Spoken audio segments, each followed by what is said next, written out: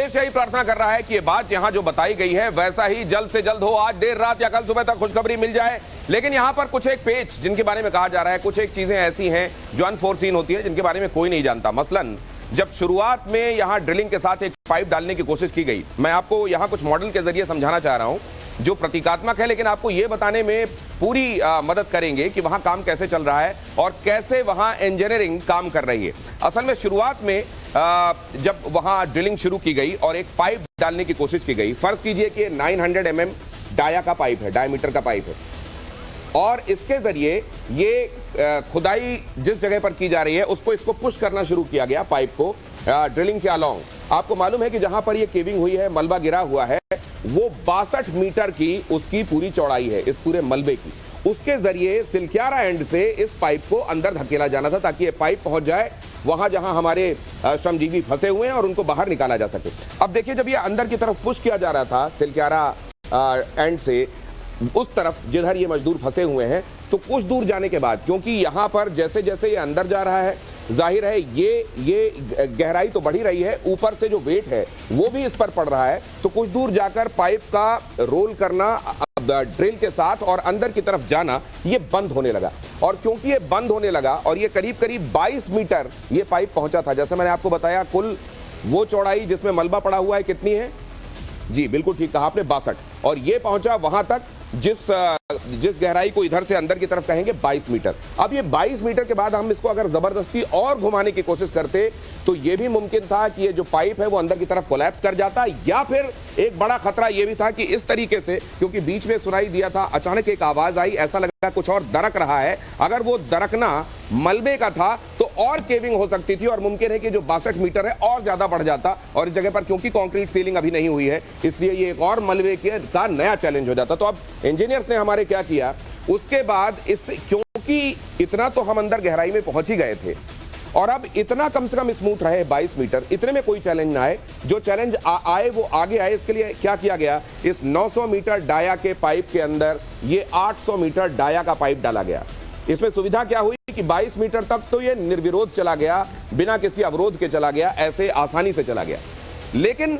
अब यहां आगे की तरफ चैलेंज था इस पाइप के लिए, क्योंकि इसको आगे मलबे को इधर आगे की तरफ मलबे के अलोंग ड्रिल करते हुए आगे की तरफ बढ़ना था। तो ये अब आगे की तरफ बढ़ रहा है, लेकिन इसको भी बियॉन्ड अ पॉइंट रिवॉल्व करते हुए, ड्रिल करते हुए भीतर की तरफ ले जाना ये खतरे से खाली इसलिए नहीं है क्योंकि फिर से वो प्रेशर जो मलबे का है इस पर आ सकता है और ये फिर इसके कोलैप्स होने का एक अंदेशा बन जाएगा। और इसीलिए फिर क्या किया गया कि ये 900 मीटर, उसके अंदर 800 मीटर और फिर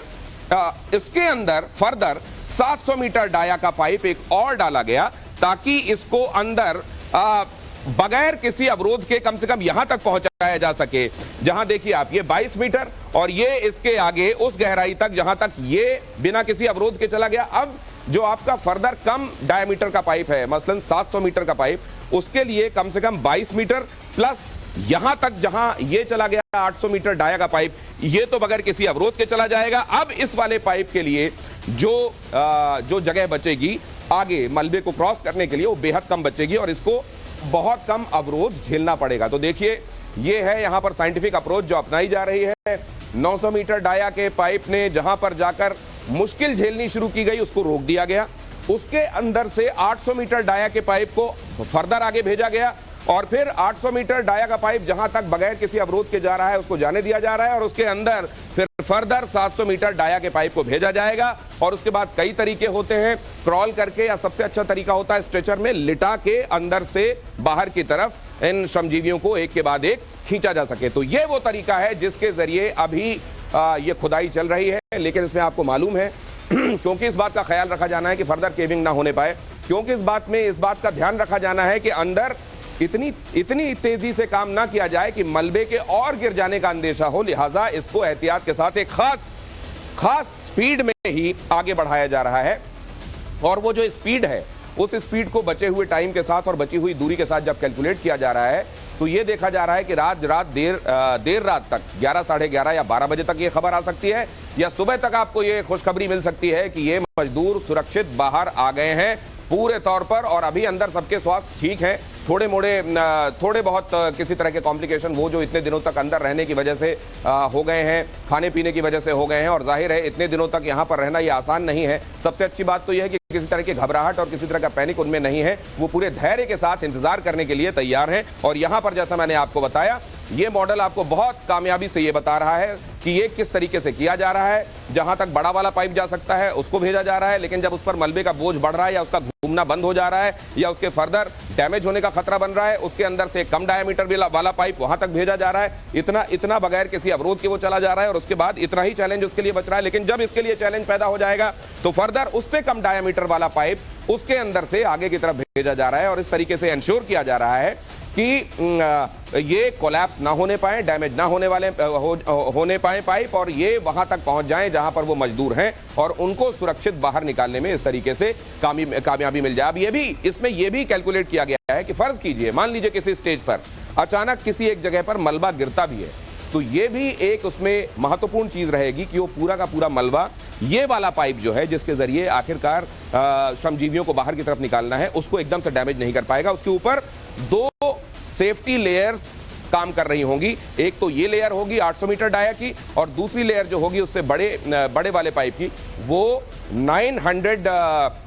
mm डाया का ये जो पाइप है वो काम करेगा। मतलब ये कि ये एक शील्ड का काम करेगा 800 mm डाया के लिए, और 800 mm डाया जो है ऊपर इससे सुरक्षित रहेगा और फर्दर सुरक्षा देगा 700 mm के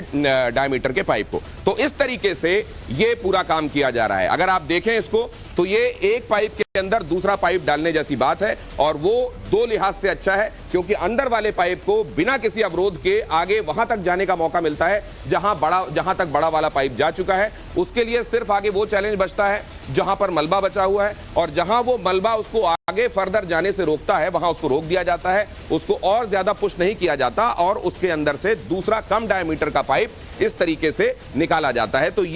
ये वाला मॉडल है। ये देखिए, ये हालांकि मैं आपको वर्टिकल दिखा रहा हूं और वो पड़ा होगा इस तरीके से हॉरिजॉन्टल, लेकिन वर्टिकली इसको मुझको होल्ड करने में थोड़ी सहूलियत है, इसलिए इसको ऐसे होल्ड कर रहा हूं। ये वाला पाइप जैसे मैंने आपको बताया 22 मीटर तक, 62 मीटर तक, अगर ये वाला पाइप 62 मीटर के मलबे की जो पूरी चौड़ाई है उसमें 22 मीटर तक ये वाला पाइप अगर बगैर किसी अवरोध के आ गया तो इसको वहीं पर रोक दिया गया। और फिर उसके बाद अंदर से 800 mm डाया का पाइप डाला गया, जो कि ये पाइप है, और ये भीतर की तरफ जाने लगा। लेकिन जहां पर मलबे ने इसको अवरोध देना शुरू कर दिया और फर्दर इसका अंदर जाना पॉसिबल नहीं हुआ, तो फिर उसके बाद ये 700 mm डाया का पाइप उसके भीतर से फर्दर अंदर डाला जा रहा है, और इस तरीके से पूरी वो गहराई जो मलबे की गहराई है उसको काटते हुए, उसमें से पाइप डालते हुए और श्रमजीवियों तक पहुंचने की व्यवस्था की जा रही है। तो मुझे लगता है कि इससे आपको पूरी मदद मिली होगी ये जानने में कि किस तरीके से ये पाइप अंदर जाएंगे, और ये पाइप, इन पाइपों के जरिए उन श्रमजीवियों को एक के बाद एक निकालने का काम किया जाएगा। मलबे से होकर रास्ता बनाना, पहले बड़ा पाइप डालना, जहां पर मलबा उसके लिए बहुत ज्यादा अवरोध पैदा करने लगे वहां पर उसको रोक देना, फर्दर पुश नहीं करना, फिर एक कम डायमीटर का पाइप उसके अंदर से डालना, और वो जहां तक जा सके, क्योंकि काफी दूरी तक वो बगैर किसी अवरोध के चला जाएगा, उसको जाने देना। लेकिन जब फिर वो फर्दर रुकने लगे तो एक उससे भी कम डायमीटर का पाइप डालना, और इस तरीके से मजदूरों तक पहुंच बनाना।